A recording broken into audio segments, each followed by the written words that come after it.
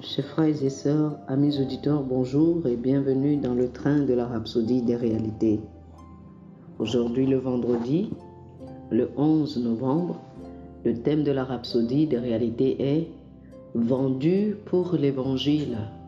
Vendu pour l'Évangile. L'écriture ce jour est 2 Timothée, chapitre 2, le verset 4. 2 Timothée, chapitre 2, le verset 4 nous dit « Il n'est pas de soldat qui s'embarrasse des affaires de la vie s'il veut plaire à celui qui l'a enrôlé. » Le pasteur Christ nous dit « Lorsque Jésus dit « Allez par tout le monde et prêchez la bonne nouvelle à toute la création », dans Marc chapitre 16, le verset 15, c'était une responsabilité imposée à tous les chrétiens. Vous devez envoyer l'évangile dans votre monde et dans les régions lointaines. Il nous a aussi fait savoir que ce ne sera certainement pas comme une promenade dans le jardin public. Dans 1 Corinthiens chapitre 16, le verset 9, Paul dit « Une porte grande et d'un accès efficace m'est ouverte et les adversaires sont nombreux. » Dans 2 Timothée chapitre 3, le verset 12, il a dit « Or, tous ceux qui veulent vivre pieusement en Jésus-Christ seront persécutés. » Aucune de ces choses cependant n'a rabaissé son zèle ou entravé sa passion à prêcher l'Évangile. Ce devrait être pareil pour vous. Prêcher l'Évangile est un travail que nous devons faire, advienne que pourra.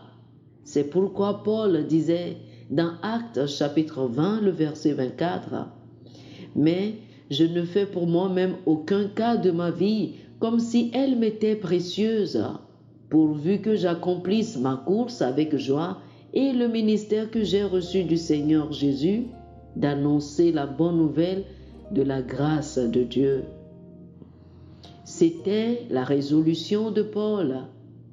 La déclaration était sa réponse à ceux qui tentèrent de l'empêcher de se rendre à Jérusalem pour prêcher à cause de la persécution qu'il devait subir.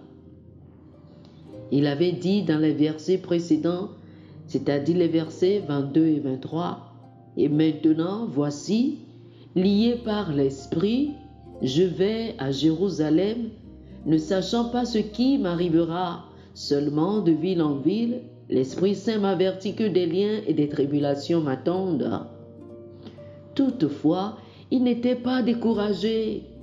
Dans le chapitre 21, les versets 10 et 11, un certain prophète nommé Agabus prophétisa sur la manière dont Paul serait emprisonné à Jérusalem et livré aux païens. De ce fait, les autres disciples persuadèrent Paul de ne pas aller à Jérusalem. En effet, ils pleurèrent. Mais voici la réponse inspirante de Paul dans Actes chapitre 21, le verset 13. « Que faites-vous en pleurant et en me brisant le cœur? Je suis prêt non seulement à être lié, mais encore à mourir à Jérusalem pour le nom du Seigneur Jésus. » À quel point êtes-vous engagé à répandre l'évangile de Jésus-Christ? Ce n'est pas du jeu. Cela mérite et exige que nous investissons tout, y compris donner nos vies s'il le faut. Jésus mérite tout. C'est pourquoi il faut que les autres soient enthousiasmés par l'urgence, la passion et la conviction avec lesquelles vous prêchez l'Évangile. Oh, alléluia, alléluia. Chers amis, faites cette confession avec moi. Je suis un fervent gagneur d'âme. Ma passion pour le Seigneur et pour l'expansion de l'Évangile est inégalée. J'inspire les autres avec la passion, l'urgence et la conviction avec lesquelles je vis et prêche l'Évangile. Amen. Oh, alléluia. Pour une étude approfondie, je vous prie de lire 1 Corinthiens chapitre 9, les versets 16 et 17 et Actes chapitre 20 du verset 22 au verset 27. 1 Corinthiens chapitre 9 du verset 16 au verset 17 et Actes des Apôtres chapitre 20 du verset 22 au verset 27. Que le Seigneur vous bénisse. Amen.